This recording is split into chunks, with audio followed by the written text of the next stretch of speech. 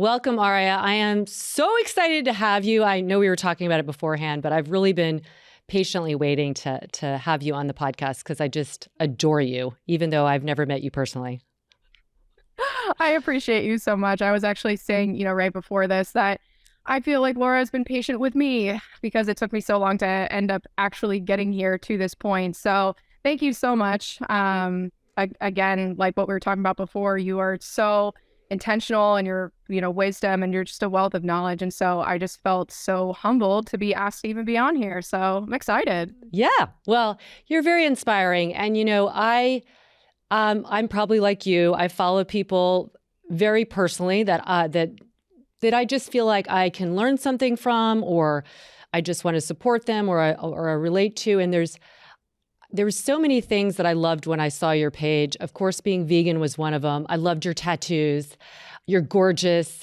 You're and all your stuff on social media is so well done. But I think, in true honesty, I think being in the kind of profession of medicine, and just not medicine per se, like the traditional model, but I do like it when somebody has that extra background, that academic background. So you being a doctor, sealed all the stuff, because what I knew is that you had your own personal wisdom, but then you had done the work to really enhance all of that. So can we talk a little bit about, you're a naturopathic doctor, right? Physician. Can you explain to people what that is, how it's different, and maybe even like how you chose that? Yeah, so I'll start off with how I actually ended up choosing it. This is how I was raised. My parents were very holistic based. I've got, chiropractors and other kind of integrative medical professionals in my family as well. So I think that kind of helped mold it. So it inspired me a lot as I was growing up. I think I remember when I was like 15, I ended up going into our medicine cabinet, or I shouldn't put quotes on it, but it just kind of had everything in there. It was all the things. And some of them were like meds, like ibuprofen, stuff like that. But I wanted to know why we even had all this stuff. And so I started researching, nutrients, herbs, stuff like that. And I got really interested in the fact that there are also natural things out there that can help us with our health.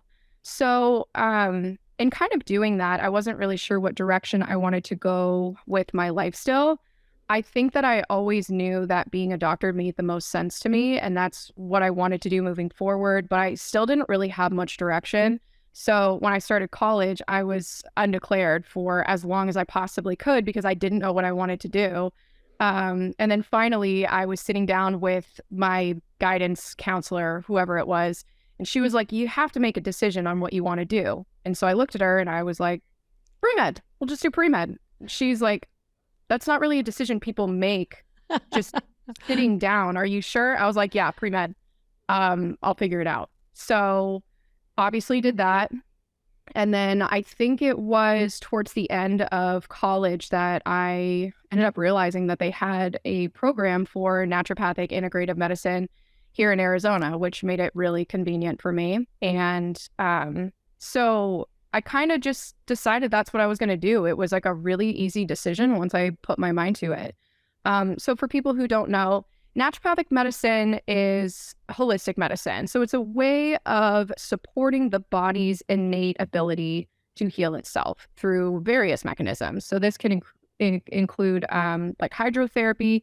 It can include acupuncture.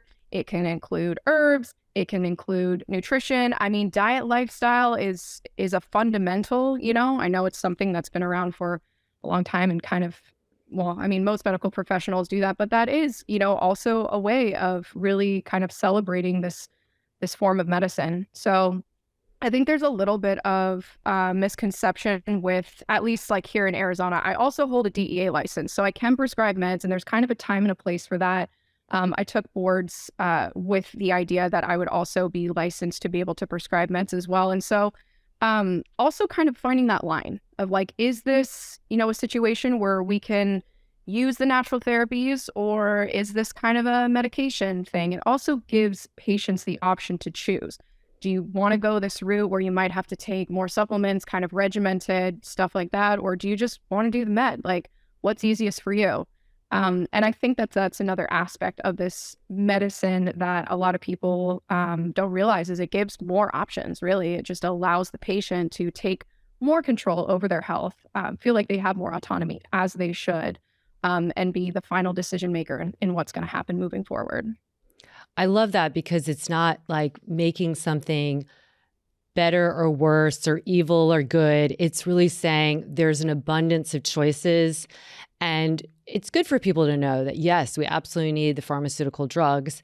Most of them will come with some kind of side effect, which might not occur if you're taking the alternative, right? Like a botanical or herbal version, or you might have something there as well. Is that accurate? Yeah. And you can absolutely have side effects with some herbal preparations or even some like inositol, for instance, just because this is on the top of my mind, because this is something that I was talking to someone else about today.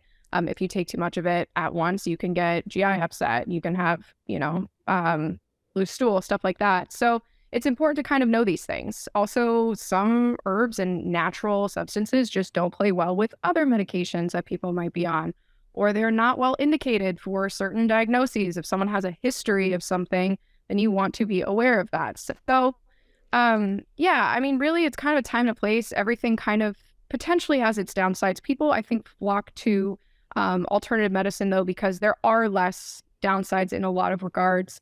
And it does play nicer with the body. That's kind of its main selling point, right? So ultimately, yes, but, there are some things to always consider. And, we go through a lot of that when we go through the training to make sure. So I was going to say, it seems like, unlike traditional medicine where you really have a specialization, I mean, unless you're an internist, for say, like a family med, and then you really hyper focus on that, but you don't really look at the other systems of the body. This is what you know. And you have to kind of look at everything, how all the parts of the bodies are talking to each other, are in balance or not. Plus, it seems like a pretty rigorous pharmacological background you have to have. Yeah. Was that overwhelming? Yeah. Yeah. Yes, it was. It's a lot, and it's totally worth it with mental health, which is a lot of what I do. It's not the only thing I do, but with mental health, it definitely requires the knowledge of all systems. Not that anything doesn't.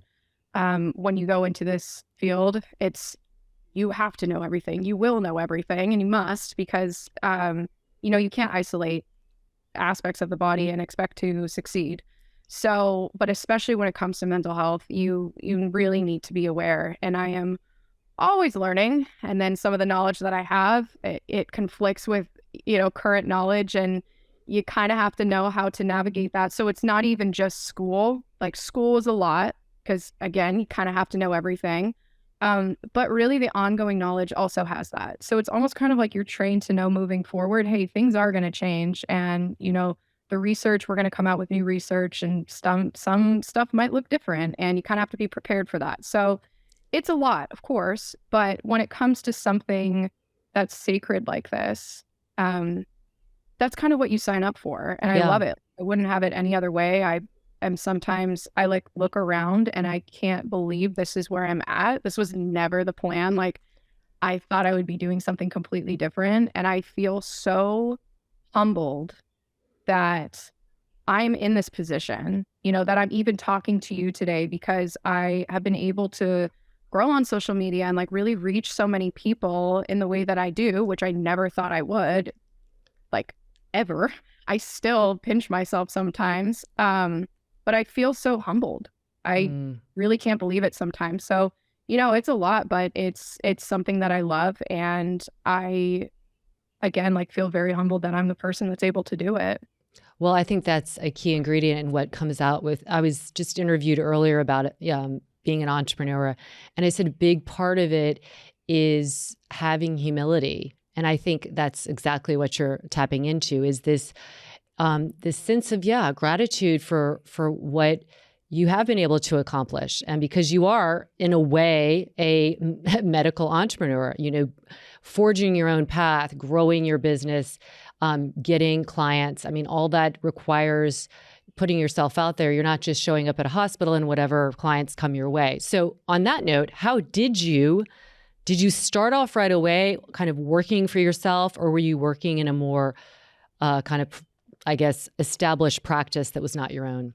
Yeah. So great question. So the whole like presence I have also on social media like ties into all this. It's really crazy. So I like took boards and was licensed at the end of 2019 or something like that. And I wasn't really sure what I was going to do. I was kind of trying to find my way. And so I was initially working for somebody else and kind of doing like body work type stuff. They were using like a lot of different machines, like sim machines and stuff like that. And I kind of liked it, but it wasn't really where I wanted to be. Wasn't still really sure what I wanted to do. That kind of naturally came to an end at the beginning of 2020 anyway. So we're like nearing COVID at this point, but it was at the beginning of 2020, like in January, and then was trying to figure out what I wanted to do from there, but nothing was really fulfilling. And then COVID obviously hit. And I guess it's important to highlight that my life had been really chaotic for a long time. And medical school will do that to you, but things were just all over the place. I was in a relationship at the time that was in no way, shape, or form serving me. So March 2020 happened, and at least in Arizona, that's when everything came to a standstill. And, COVID was very much so here. And that also kind of changed a lot of things too, right? Like people weren't going out to do anything, including doctor's appointments. Everything went virtual and, telehealth and stuff. So I had no idea what direction I wanted to go in. And I'll be honest, for a couple months, I was lost. Like I just didn't really know what was going to fulfill me. I will have to be very honest with this too and say that like I questioned my career choice a little bit at that point. I was just not really sure because nothing I was doing fit. So COVID was a weird period. And like after a month or two, I had a friend actually who was a colleague of mine who was like, you need to get on TikTok. And I think I stared at him for 15 seconds with no facial expression, like trying to figure out if he was being serious or not.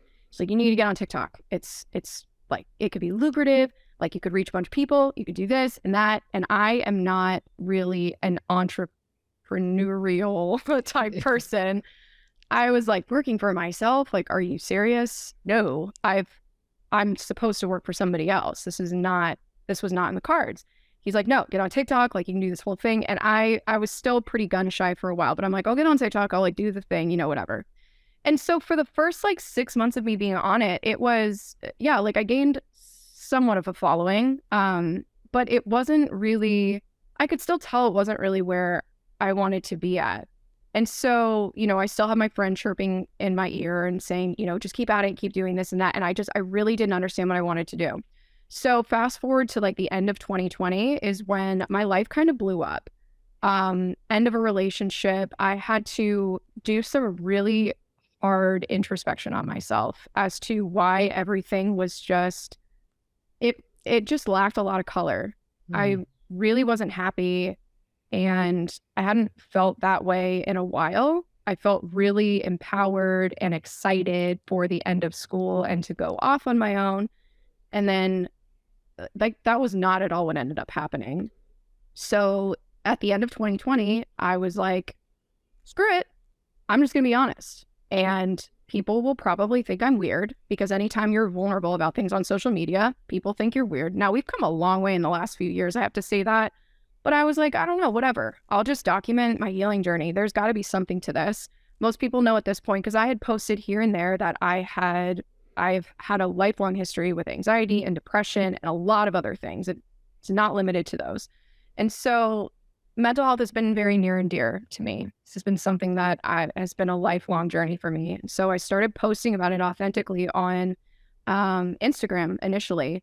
And I can't believe how much it took off. It was really odd. And all these people who were saying that they felt the exact same way and could relate to me. And as somebody that's had a hard time relating to other people, as mental health will do that, it was very special. And I realized at that point that there was something real there, that there was an area that needed to be watered in society.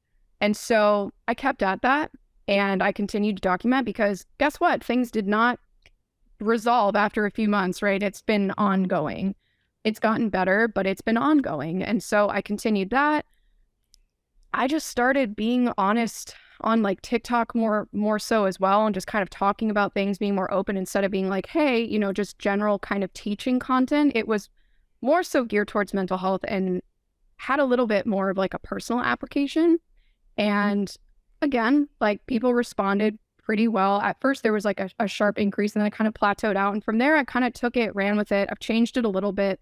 The more I've gotten comfortable behind, you know, the camera and telling the whole world all of my most intimate parts of myself, the more I feel like I've been able to connect and kind of change how I do things too. So now my content now is very like, it's very media, like we're just going to have a conversation, and, you know, I'll still do some kind of general education about mental health, but a lot of it really it's like this personal application of what it feels like, and what also can help people in those moments where I had no direction.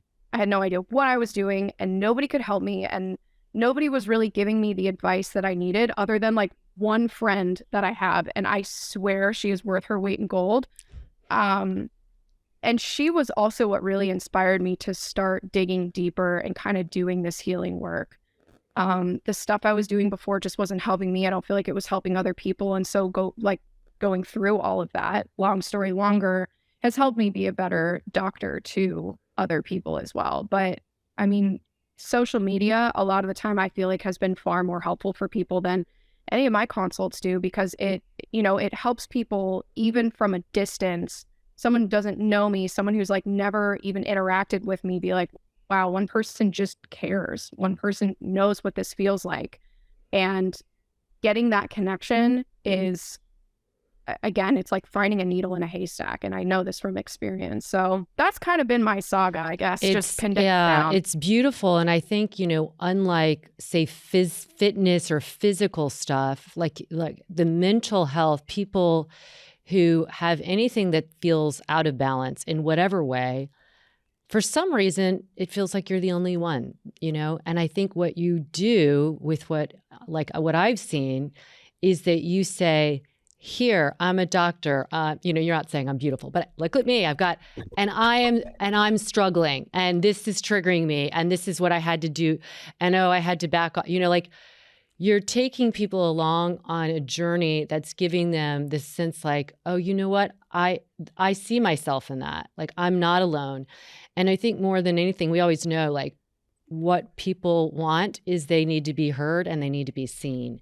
Yes. And being seen can be seeing someone else who's saying the exact same things like I've thought too, you know? And I think that's what's so impactful. It's incredible how impactful that is. And that you just kind of figured like, you know, let me just share with what I'm going through. Yeah. Well, I feel like it like gives people permission to be more honest with themselves too. You know, like confidence is not a integral part of having mental health struggles. It's very challenging. And this has been an ongoing journey for me. But I feel like when one person takes that step of being like, I'm a mess, and like, I might know things, I know a lot of things, right? But it doesn't change the fact that I've been through what I've been through. And this is what's out on the other side. And it's my responsibility, right? I get it. Maybe those weren't my fault, but it's my responsibility now to do what I can to pick myself up and move forward. And, you know, it is very inspiring for other people, which is great. Like that's what keeps me going, because truthfully, and like, I think every single patient or client I've ever had can say this as well. When I don't feel like I'm really helping people, that I haven't hit that nail, I take it personally on myself. Like I'm very much so invested in, am I actually helping you? Because that's what's important to me. It's not about anything else. The most purpose I feel like I've ever gotten, the most connected, most anything has been when I feel like I'm really kind of seeing eye to eye with the individual, with one person, not like a massive group of people, maybe all of the individuals in that group, but it's like we see each other. Somebody gets me. And again, that was something I never truly felt like I got, like all throughout childhood. Even in my early 20s, I literally, the amount of times I was like, I don't feel like I belong here, not in like a super dark way, but just in like, can I get some connection, man? Like, it's so hard to find. And so I used to be like, I hope I've like helped at least one people. I know that I have because people tell me, and I now say I'm so grateful, even if it's just been a couple people, that someone feels like they are cared about on some level, or they feel like they're not alone. There's some kind of information, some kind of content that I create that people can use and hold on to in their darkest of times. I think Yeah. that's really what it's all about. This is what I feel like it means to be a doctor. I don't And know I, what I else. agree. What's also just important is that you like literally can empathize, right? So it's Exactly. not like, oh, I know this academically, but I also know this in my cells, in my experience. I've worn it, I feel it. It is an ongoing struggle at times, but it's an experience that I can relate to. I think doctors, my dad was a doctor, so I have, my brother's a doctor. I have a lot of doctors, medical people in my life. And there is this, a little bit of a barrier, like you wouldn't necessarily know, especially with mental health, like what is going on behind that. Like I've had clients who I work with and who are psychologists, and they'll say, I'm not applying what I'm telling people, and that's like one thing I know I really do, because it's easy for me, because it's like I am applying what I teach. But that Yes. is not always the case, especially in, it's not just mental health. You can see physicians who are in terrible shape and all of that. Sure. Um, this is such a big, like, throw something on the wall and let's see what sticks. But Yeah. if you were to pinpoint a few things, what are the biggest contributors to the mental health, dare I say, crisis? Is it maybe we have more exposure to it? Maybe it's always been there, but it does seem like obviously mental health is precarious for so many. What would you say are some of the underlying issues? I talk about society, I think, every single day with everybody, just so they can have this moment of validation in that this was never supposed to be the way it was supposed to go. That alone, we live in a society that is nuts. It was never supposed to be set up this way. Now, some people have cultivated their lives so it matches a little bit more of how we're naturally supposed to like work, rest, like I get that. But, and I think it's a United States thing also. I know this isn't like global. I know in some places there are also still issues, but we find in other places, like especially in Spain, we don't have the same problem. But the way that we live our lives in the United States is just not sustainable at all. I know that a And lot the of people, value of money and capitalism. I mean, I yes, do think that underlies a lot. Of course, we want to have shelter. We want to have like, yes, we want these things, but it's that is like a gold standard, and everything else, better contribute to that, or it's not going to be high value. For yeah, instance, health is, I mean, yeah, we spend trillions on health, and yet we're probably in the top 10 worst in health. Yeah. seriously. I know. Well, and also like we have not a healthcare system. It is a sick care system, and the whole thing is backwards. And I mean, we could talk all day about just the structure of how none of this makes any sense, and it sets up no one for success. And again, like it's not doable. And this is not on, and I always say this to people too, like this isn't your fault. It's not your fault that you have trouble trying to find some kind of solace in this society. I mean, we're all victims to it. It's very challenging. And I mean, if you're in a position like me, where I've like cultivated my life very specifically, where, you know, I'm able to kind of get more of that, then awesome, great. I feel very privileged, but not everybody gets that.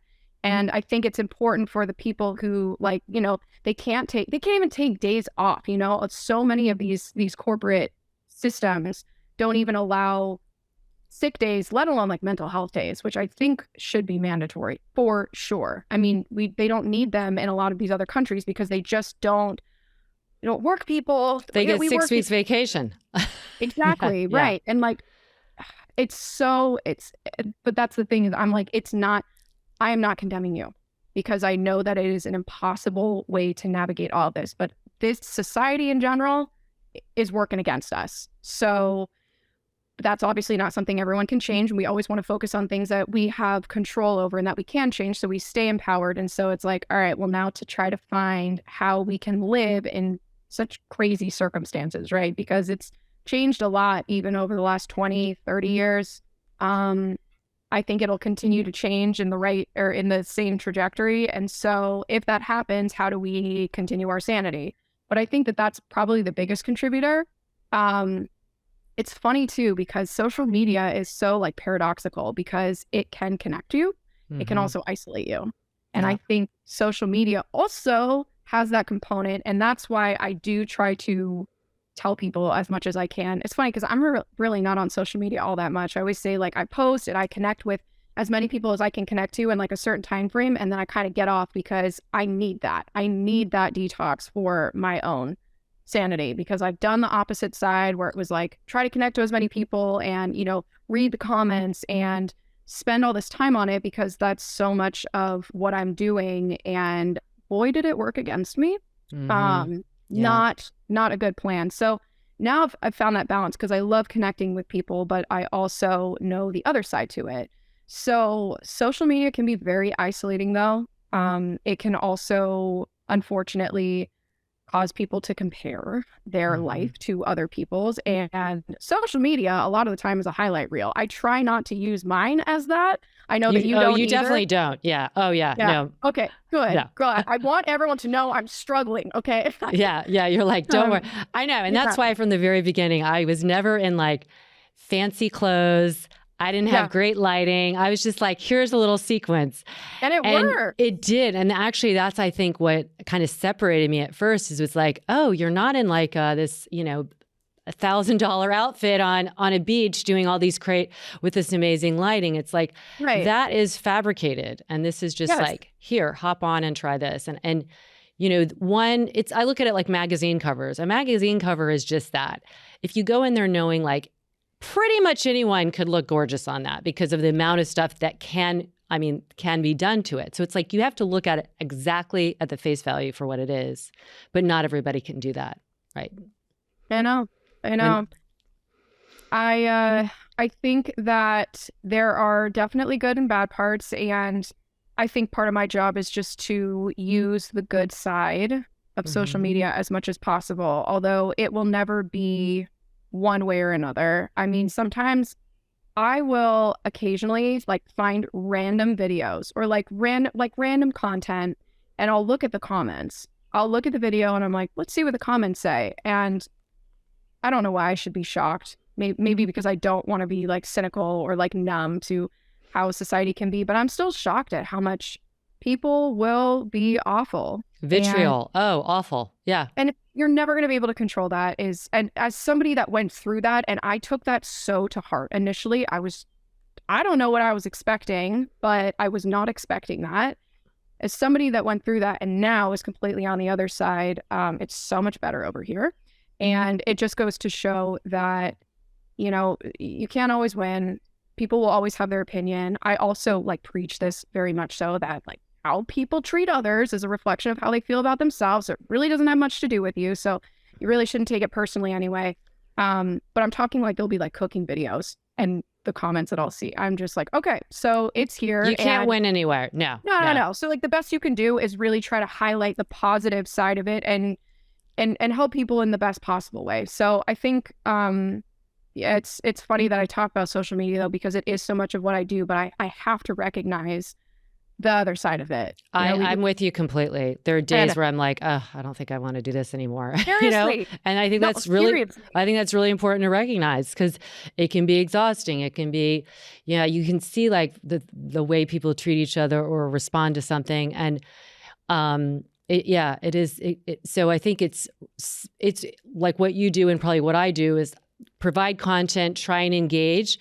But I think doing a lot more than that can be tricky. So for people who might not have like their brand or whatever as they're on social media, really choose people that make you feel happy. Like what I follow you. I follow a ton of animal accounts. I mean, if I were to sit there and lose an hour of my time, it's only going to be on really cute animal videos. Right. And because it just makes me happy. So make sure that you leave that when you get off that app, that you're leaving happier or as happy as you were. You're not leaving feeling lower. That's a sign. Yeah. And you talk about vulnerability over validation. You said that in one of your posts, and I've heard you say that a few times. Can you explain like how someone could distinguish between the two? Yes. So vulnerability is when you are being your authentic self, regardless of how other people might think or feel about it, or whether or not they're going to accept you. You're showing all parts of you, the parts you're proud of, parts you might not be proud of, parts that you have worked on, parts you maybe haven't worked on. It's all of it. It's this is me, right? Validation is a lot of the times adjusting, or dare I say manipulating, because it's the same thing, who you might be based on what you think will get you the acceptance from other people. This is obviously something I've struggled with or did struggle with for a long time. I really actually feel like I'm coming out of it a lot more now. I talk about this a lot though, because although I didn't recognize this until I think the beginning of last year, I think it was like either the very end of 2021 or beginning of 2022, I have been a freaking people pleaser my entire life. And I literally didn't get that. And so that was the point. I'm like, great, here's another place that we need to start, because I'm always kind of being shown, hey, there's this part that maybe you didn't realize you had, but you probably should. Can we stop there for a second? Because I feel like there's probably 80% of our population are people pleasers, or definitely in the majority. Yeah. So how would you define people pleasing versus caring about what somebody thinks? Like, what's the difference for you? So people pleasing, well, the caring about what someone thinks is so much a part of that, but the people pleasing is a trauma response. So it's a trauma response where you had to kind of morph the way you did things in order to create safety for yourself, because there was somebody else who couldn't regulate their emotions, and therefore you felt it was your responsibility to do that in order to avoid the lack of safety that might come with their response, right? Right. So that's a very big difference. I think people really need to know that. Yeah. And that is going to be pretty wired in there, I imagine, because like you said, safety is like base, our base need. And so how does one start to, first of all, maybe understand that's what they're doing, that's the reason? It's more of a trauma response than just wanting to be liked and appreciated? Yes. So I think that it really kind of boils down a lot of the time to the aspects of your self-worth as well. And I think that's kind of, the difference is trauma plays a huge role in some of these, especially in people pleasing. And so that's where you can identify where they might be coming from, maybe a lack of confidence versus like, oh, this was a trauma response like a really long time ago that I just held on to. I will admit that therapy has been a very huge part of all of this. It's been very helpful. I did not come up with these concepts on my own. I often say that the thing that got you into the mess is not going to get you out of the mess. So we often need additional support.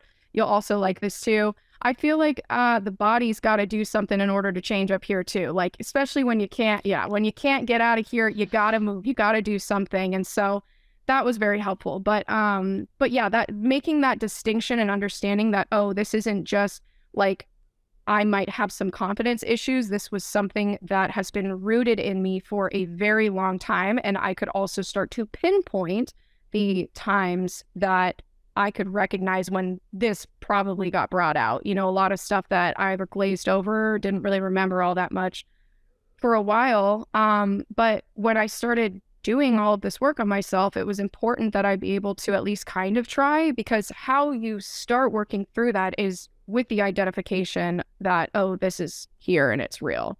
It's really kind of accepting that this is a part of you.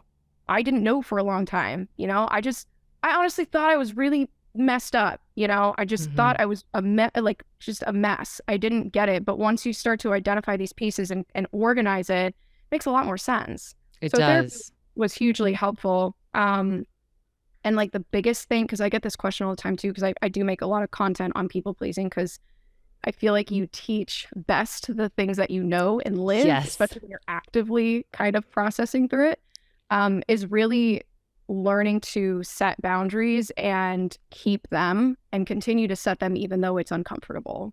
Yeah, Knowing that was actually one of my questions. And so you just led me right into it. Like, yeah. so how does one set boundaries? Like, how is it where you start to like, I imagine a lot of the tools are about inner listening, like actually really listening, because we all come into the world with some very hardwired, instinctive responses. And so I think we can, by listening to that, like, oh, that doesn't make me feel good. Is that when you say, like, how does one set boundaries? I guess in the most pragmatic way you can offer. Yeah. So it's tricky because that not feeling good is a very confusing feeling for a lot of people, because like you said earlier, making sure that you're safe is exactly 100% how we're hardwired. So if you look at most aspects of life and things you might struggle through in that regard, okay, what am I getting out of this? Do I not feel safe? Am I lacking control? And therefore, you know, that puts me in a position where I might not have that much safety. It makes it a lot easier to kind of see why you might have these triggers. Obviously that's very watered down, and you want to apply it as needed to everyone else's story and their situation. But honestly, the thing that comes to mind the most when I think about that is that you have to understand yourself, and you have to really like develop a relationship with yourself before anything else. Because if you don't know why you're doing certain things, then it makes it really hard to set boundaries, right? And you might think that you're setting boundaries, but then it doesn't really align with what's in your best interest. We don't know what's in our best interest because we've never really practiced that, because we have all of these patterns from our upbringing. And it's like, well, this is all I've ever known. And what I think is good for me is what's going to keep me safe, even though it's not really sustainable and it's not really in my best interest. And so I literally started all of this work by being alone. I, for like 3 weeks, didn't see anybody, didn't do anything, because I kind of was just, honestly, I was like, what is going on? Like, I can't even make sense of any of this. And so I have to get quiet. And so I spent a lot of time alone. I spent a lot of time with myself. I was like, what don't I like about my life? Why am I continuing to do this? Which is a very loaded question. And a lot of this was helped through with therapy. It wasn't like, oh, I answered it, now I'm done. We're almost 3 years into this process, and I'm still trying to understand why I have done the things that I do and learning to make better choices for myself. But you have to understand what you have to work with first. Otherwise, you can't do anything about it, right? So then once I started to learn why I have these responses and why I do the things that I do and how it's not serving me, but it's also keeping me in a place where I'm not super uncomfortable, I was able to understand a little bit better what's going to be in my best interest moving forward. And that's where you set your boundaries, right? If it's like, well, I don't want to make this person mad, but also I'm going to be really tired if I go to this event, but I don't want to make them mad. And I really kind of don't want to go to this event because I'm going to be exhausted, but you know, whatever. And instead of it being, well, I really don't want to make my friend mad, so I'm just going to go. Instead, you start to learn, okay, it's so much more important to make sure you prioritize your rest, right? Your friend might not even be mad at you. You might be telling yourself that, but they might not even be mad at you, but they're going to get over it and it's going to be fine. Well, what's funny is when you're looking at a situation like that, well, my friend might be mad at me. What you're probably thinking is, my friend might be so mad that they don't want to be my friend anymore, right? And you're looking at it in this really intense lens that might not even be true. That's why it takes so long to get your brain to unravel. Right. Yeah, I mean, this why really it's doing what it's doing. Yeah, it makes me think about, you hear about all the time. And I have a This happened with a cousin. I mean, it's just like somebody who grows up with alcoholism, you think, oh, they see all of the negative and all this, and then they marry an alcoholic. It's like, what? When Yeah. they know exactly what they don't want, but it's like you said, there is a safety in what you know, and that's all you know. So it's like it's like you basically have to rewire and put in a different hard drive. Yes, 100%. And it takes time. And I also make sure to tell every single person that wants to like start this journey, or every person I talk to about their mental health or whatever, because I think that it's an important disclaimer that people don't always get. And we often have, a lot of us want this like instant gratification, or even if it's then just quickly, let's move it along. And to really honor and respect the process, you have to know that it is not quick. Not at all. Exactly. And it gets better. And then maybe not so much, because life still happens. And especially when you've lived in this fight or flight for so long, this fight or flight response. And when you have this, with me, it was this fawning response, right? This people pleasing, like, oh, I'm just going to make myself smaller. I'm just going to adhere to the needs of other people, because if I ask for what I need, like, it might retaliate against me, right? And then I'm going to be put in a position where I'm not safe, and I don't want that, right? Like your brain just spirals. How are you supposed to undo something that's been lifelong? Okay, I'm 30, so I started this when I was 27. How am I supposed to undo that in a week, in a couple months, when it's been 27 years to date of me doing this, right? And so I try to plant that seed in everyone's brain. Not like, hey, this is going to be real hard and it's going to take a long time. No. It's just important to know that this will take time. And it's so cliche that people are like, it's not about the destination, it's about the journey. No, seriously, it's about the journey. Yes. Because you've learned so much along the way. Also, there's no destination. This is an ongoing process. We learn throughout life. There's always going to be something that comes up, right? But again, it's not to say that it's always going to be so heart-wrenching and so distressing. Once you learn about your triggers, you can navigate them better. It's not this excruciating process forever. And I can say that as someone who went from it being excruciating, and I was like, why do people do this? This is awful. Like, I'm not having fun. And then you stay at it a little bit longer, and oh my gosh, do you have more autonomy? You have more control over your life. Things are not so noisy. Things are not so stressful. I can sleep better. Like, it's so worth it, even though it's very agonizing at certain points. So I think it's important for people to kind of know that, but also kind of hearing that from someone, just like, hey, it's going to be fine. It's just going to take a while. But guess what? Like, there are other people along with you. I've done it before. I think that's also really a helpful note for people, is being like, remember, I'm in this position where like you even know me and want me to help you because I talked about the fact that like this stuff was hard, Yeah. I think that helps people. They're like, if that absolutely. Girl can do it, then like, and it's true. If that girl can do it, then literally anybody can, because I was not in a good place at all. I don't even recognize myself from 3 years ago. Oh, I applaud you for that. I know that. And I really commend you for sharing it, because I know there have obviously been, the highs and the lows along with that. But do you feel in a way that this whole journey, and I agree with you, I think it's not just that it's going to take time, it might be a lifetime, and that's okay. Like you said, that's part of the process. But do you feel it's a way of like befriending yourself in a way, like really, because, when you're in that more fight or flight, I feel like you like kind of leave yourself. I mean, that's how we disassociate, but it's right. You like, and here it's like coming back and being like, okay, do you feel like you have done that more and more? Yes. It's kind of a dance between befriending myself and like parenting myself. It's very interesting. And I'm not a parent, but I can imagine this is kind of what it feels like. But it's weird because it's you in your own body, and you kind of have to, it's been like a super bizarre process. But 100%, it's also you becoming your own friend, your own best friend, right? Because you can be your own worst enemy, and you can have these voices that tell you the most heinous things about yourself, or you can be your biggest cheerleader.